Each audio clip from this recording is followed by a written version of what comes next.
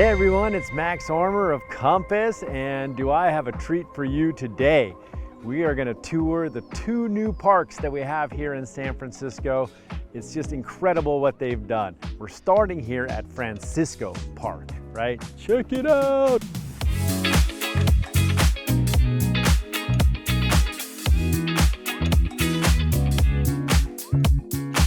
This place, right? We all know, we've been through this. I'm a born and raised native of Russian Hill. That's where we are. And this whole area here was an old reservoir, right? This is where you went to, like, I don't know, hide from your parents or something. Like, it was just a no man's land.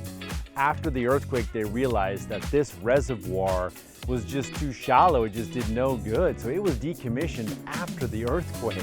So it just sat vacant. There was nothing going on here. Around the end of World War I, they were like, what are we going to do with this place? And there was a decree written that eventually, or that it would be, gifted to the city as a park.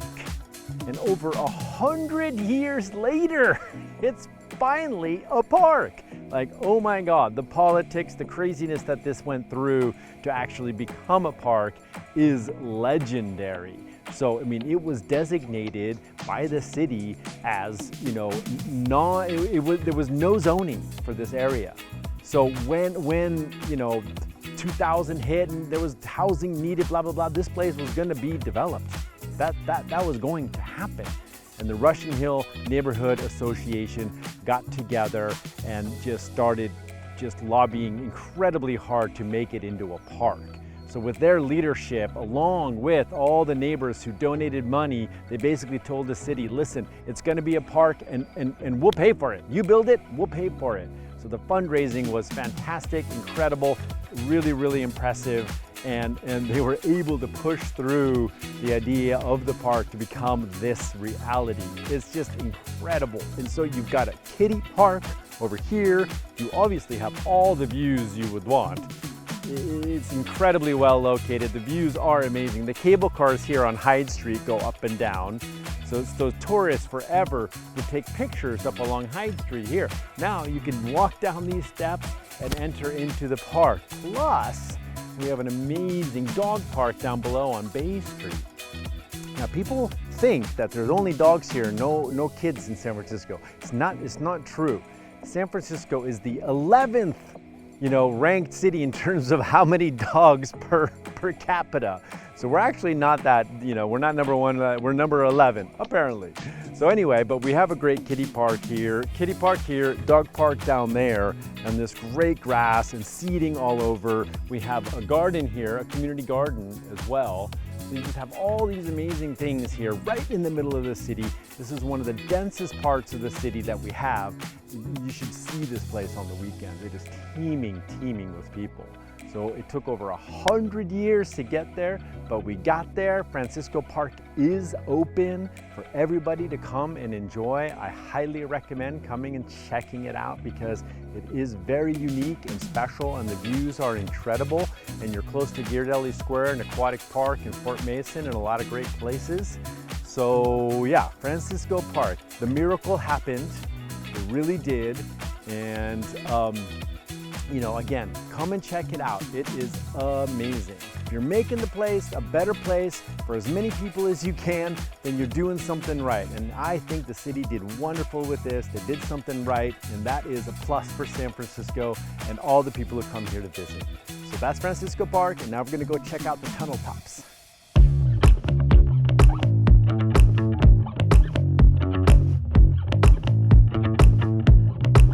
Alrighty everybody, so we've made our way from Francisco Park to now the tabletop parks here above Doyle Drive, which leads us out to the Golden Gate Bridge. But on top of the freeway, they've made parks. This is unbelievable. So the Golden Gate National Recreation Area is where this is located in. Presidio used to be the old military place. Now it's a national park. In San Francisco, we have a national park. I mean, it's incredible. They are doing such a great job with the Presidio.